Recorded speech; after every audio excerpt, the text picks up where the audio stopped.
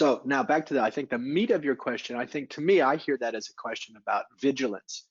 And so much of the role of a caregiver is to be vigilant, is to keep an eye on things, keep an eye on your person, on the home, on the set and setting. Are there carpets that a person can trip over? Is the lighting out? All sorts of ways you have to have a certain, you have to be sensitized to the needs of another person. That's an important piece of the job.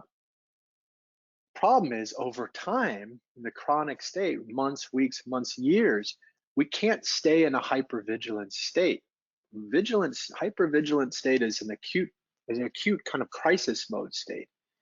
And between your work and your family life, I can imagine the need or the habit of staying vigilant all the time. Problem is that hurts you over time. You just kind of can't keep up that crisis energy. So to your point, yes, maybe ironically or paradoxically, oftentimes, one of the most important things we can do on behalf of another person is let go, is relax. So learning how to wind out of that vigilant state is really, really key. I think we talk a lot about how we wind into caring for another person, how we marshal the energy to get up for it, whether we're a patient or a caregiver, to deal with illness. But we don't talk about how important it is to wind out of that.